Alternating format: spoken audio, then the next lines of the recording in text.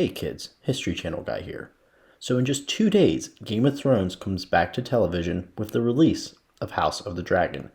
Any Song of Ice and Fire fan knows that House of the Dragon takes place during the infamous Dance of the Dragons, which was the Targaryen civil war between the Greens and the Blacks.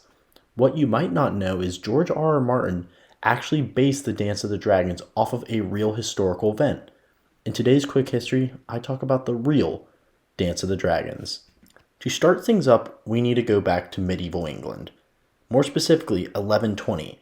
In that year, William Adelin, the only legitimate son of King Henry I, was killed in a shipping accident. As a result, King Henry did not have an heir, but the king attempted to make his daughter Matilda his new heir. Like the Dance of the Dragons, this led to many lords and knights to be wary of their king's new heir, considering Matilda was a woman, and therefore the king's closest male relative should succeed him instead as king. Despite having years to push other lords to accept Matilda as his successor, King Henry's will was thrown out, and the crown was usurped by Henry's nephew, Stephen of Blois. Another similarity between the Dance of the Dragons and the Anarchy, this point of English history is called the Anarchy. Anyway, what is interesting is Matilda was away from court when her father died, much like how Rhaenyra was at Dragonstone when the Greens decided to usurp the throne. In Matilda's case, she was away for many years, unlike Rhaenyra, who was in King's Landing only a few months after the war started. But still, that's a really interesting similarity. What is also interesting is during both conflicts, Matilda and Rhaenyra were both pregnant during the coronations of their relatives, and most historians argue that the pregnancy of Matilda halted her from acquiring her father's throne. So, Stephen is now king, and he was supported by some very important lords in England, including his brother Henry Blois, who was the Bishop of Winchester. It wasn't until 1139 until Matilda, with the help of her brother Robert of Gloucester, started her invasion, mostly invading southwest England. There, Matilda ruled as queen, and the war dragged on for years. In the initial years, just like the Dance of the Dragons, it seemed like a stalemate between both sides. What is fascinating about this time period is much of the country was not being held by either side, and instead it was held by individual barons who were wary of which side to choose. This also is similar to Fire and Blood. For instance, the Vale was technically held by the Greens, but simultaneously they did not contribute much to the war effort. The same can be said by the Iron Islands, who were kind of absent from the war as a whole. Due to how well defended many of the castles were, there were not many traditional castle sieges. Instead, most of the battles were raids, field battles, or elongated sieges, just like the Siege of Storm's End with Stannis, but that's a story for another day.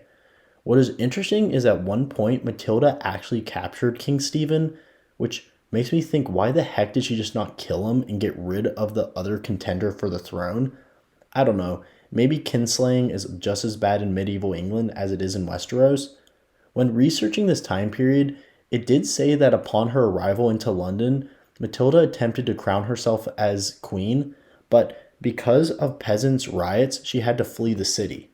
Not only does this mirror Fire and Blood, considering Rhaenyra was forced out of the city due to peasant uprisings, but it also might hint to why Matilda was hesitant to kill her cousin. Stephen would eventually gain his freedom after his forces captured Matilda's half-brother Robert, and they did a prisoner exchange. In 1143, Matilda's husband conquered Normandy in her name, but in England, no one could achieve ultimate victory. Keep in mind, King Henry died in 1138, meaning this war has dragged on for 5 long years. However, the war was not even close from being finished, as barons were still in control of much of England, and in regions where the two cousins fought, it was a feast for crows, as George R.R. Martin would put it. Either way, it wasn't until 1152 until new developments occurred when Stephen attempted to ensure that his eldest son, Eustace, would become the heir to the throne. Stephen's plan was to have the Catholic Church confirm Eustace as his heir, and therefore that would give himself and Eustace far more legitimacy over Matilda. 1150s lords were very hesitant to get back into the war, and I think the Catholic Church knew this because they refused the offer. And everyone just seemed to want to find a solution to long-term peace. By 1148, Empress Matilda headed back to Normandy and left the campaigning in England to her son, Henry Fitz-Empress. In 1153, Henry launched a full-scale invasion of England. But, as mentioned prior, at this time most lords were war-weary, meaning both armies did not meet in the battlefield many times. The armies did meet at the Siege of Wallingford. However, after the death of Stephen's heir, the sides met to negotiate a peace. As a result, England had the Treaty of Wallingford, which stated that Stephen could retain the throne, however Matilda's son, Henry, would be the heir. Over the next year, Stephen would attempt to regain control over all of England, but he would die. Henry would then be crowned Henry II, making the past 15 years of war all but pointless. The inevitable end of the anarchy in the Dance of the Dragons is scary similar. First off, the fact that Matilda faced such blatant sexism, which prevented her from becoming queen, aligns directly with Rhaenyra, considering there was vast propaganda in both Westeros and medieval England. Moreover, Matilda's son, like Rhaenyra's son Aegon III, became king after the war, making the horrific wars essentially pointless stalemates. The Dance of the Dragons was horrific. It killed all but a few dragons for the Targaryens. Simultaneously, the anarchy was one of the darkest points of English history. According to one scholar, quote, Christ and his saints were asleep during the period. When it comes to the queens, there is yet to be a queen of the Seven Kingdoms, and every time someone has tried to crown a queen, something interesting happens.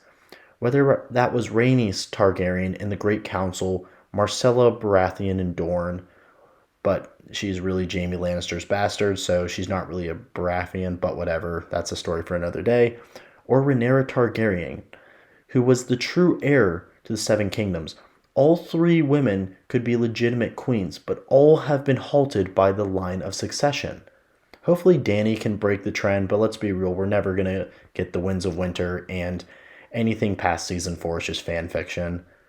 When it comes to English history, a queen would not be crowned until King Henry VIII's daughter Mary, also known as Bloody Mary, was crowned queen. Mary was followed by Queen Elizabeth, who's one of the most famous English monarchs. But keep in mind, Matilda was the rightful heir, and that completely mirrors the Dance of the Dragons. Well, that's about it today, folks.